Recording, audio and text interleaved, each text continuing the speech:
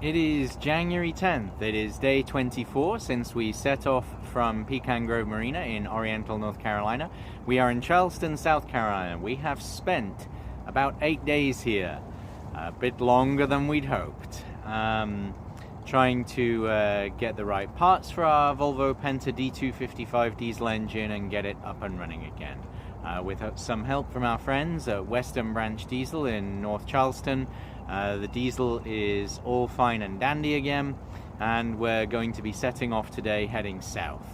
The journey so far, it's really been broken into two psychologically by the weather and the diesel engine issue, because up until around about the 23rd of December we were making fantastic progress, blasting along, felt really good, early starts, good anchoring, keeping costs down by being in anchorages, and really racking up the miles pretty well, 45-mile days. But then since then the weather kept us trapped for a while, and then the diesel forced us to kind of limp along because we couldn't get service until New Year's. And so, since like the 23rd of December, it's felt a bit different. The psychological tone of the journey has changed. It's felt a bit more frustrating, like we weren't making so much headway. We were becoming dependent on being in marinas, spending more money, which we're trying to avoid doing.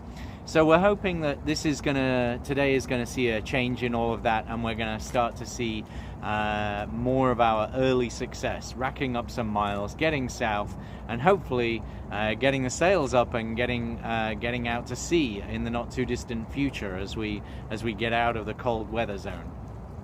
Today we're heading for Steamboat Creek. That's going to be our anchorage tonight.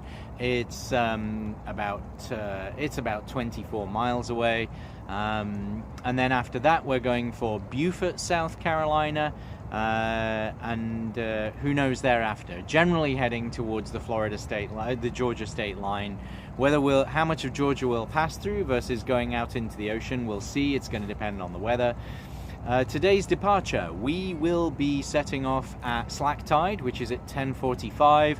That's perfect because it's going to take us 45 minutes from leaving here to reach our first bridge, which opens at 11:30. So that works out brilliantly. We can leave here at slack tide, reach the bridge as it opens. That's the only bridge we've got to deal with today. Onward we go, down to Steamboat Creek. So fingers crossed for all of that. Should arrive at Steamboat Creek at just around low tide. There's plenty of width there for us to set out the right anchor scope, and we can swing and there won't be a problem. So quite optimistic about today. And we are out of Charleston Maritime Center, turning into the harbor generally, and heading south. While we've been in Charleston this week, we've had a lot of chores to do, and partly for that reason we haven't attempted to make a video about how beautiful the city is. It is beautiful. It really is gorgeous and historic. Here you can see some of the houses along the waterfront at the Battery.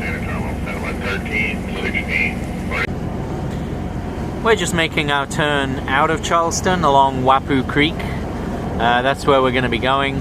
I just thought I would show you here. This is Charleston City Marina. This is the home of Charleston Sailing School, where we did a number of our certificates, our 103 and our 104.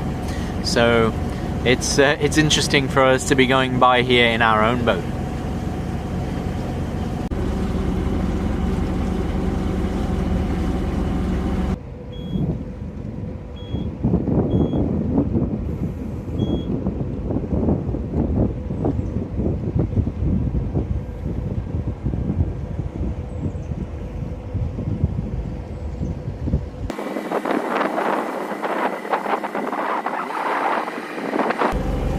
Wapoo Creek Bridge, we are through and clear and heading southbound. Thank you so much for your help today.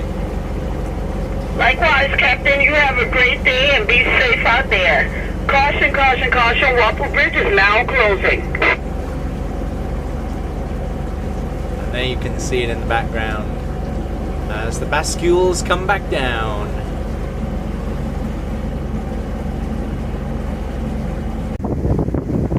This short section of the ICW, it's a quarter-mile long. It's called Elliott's Cut. It's one of the narrowest sections, I think, on the ICW, shore to shore. And if you come through here on an ebb tide, I'm guessing that you have a lot to contend with. Fortunately for us, we're still basically at slack tide, so not going to be too dramatic.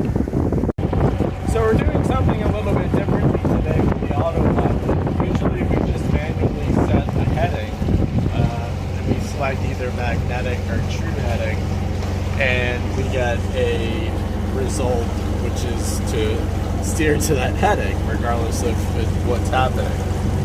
So that's certainly useful, but one of the other things you can also do is set a series of waypoints up so it'll actually steer a course for you, if you will.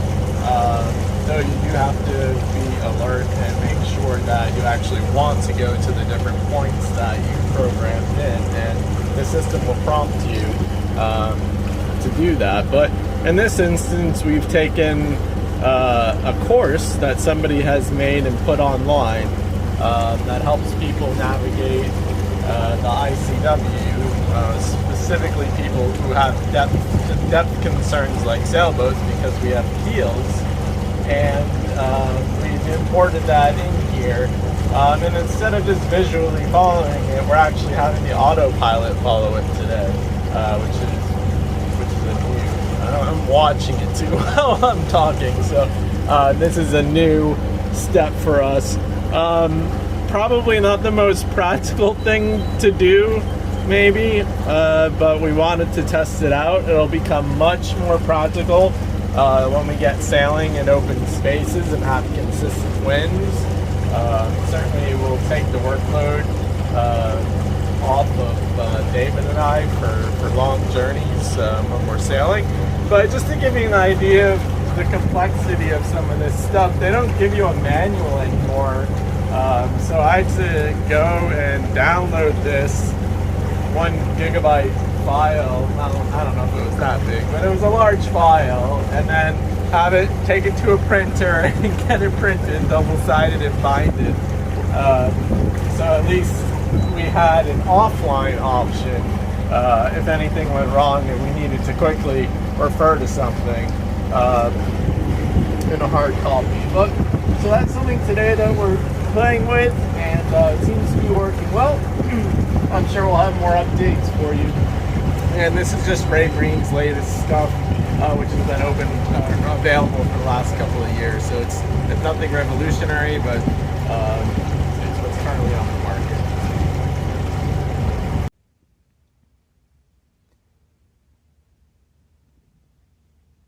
Last night, we anchored here at Steamboat Creek.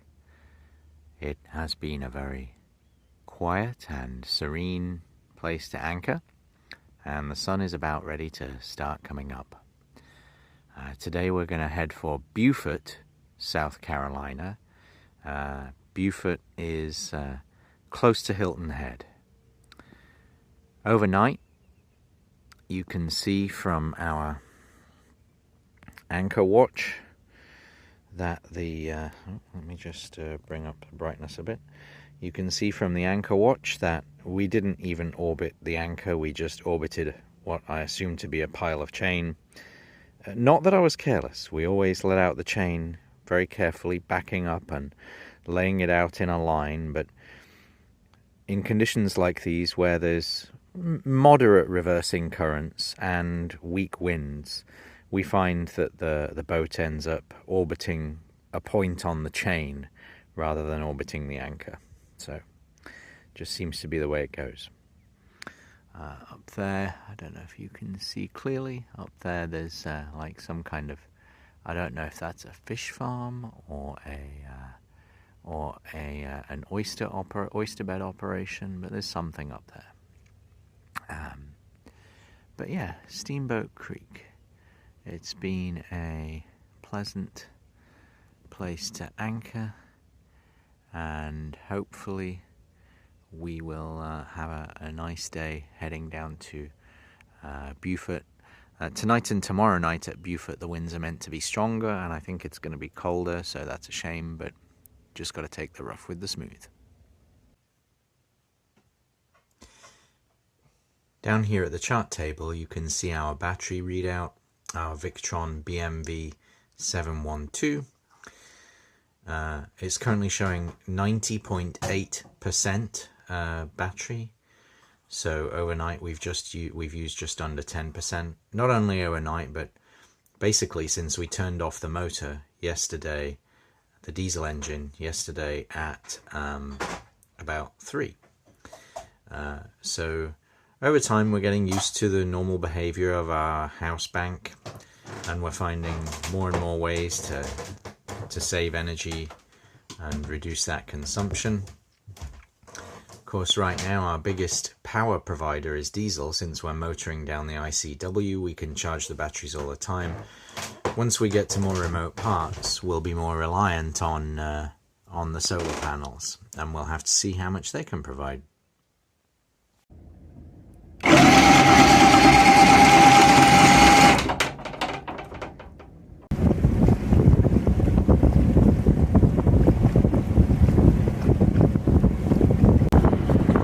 So obviously we have a sailboat and we are trying to get to warm tropical places, and we haven't got there yet.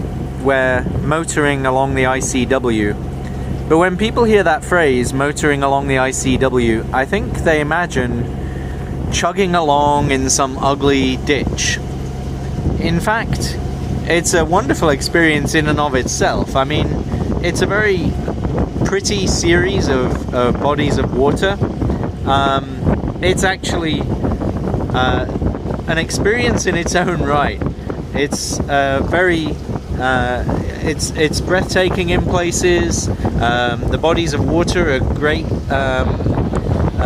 to explore. The towns along the way are often historic and beautiful. It's something to do in and of itself, far from being a chore. So this is slightly bizarre. Apparently the ICW here is incredibly narrow. I don't know how a commercial vessel would even get through. I'm hoping that we can get through.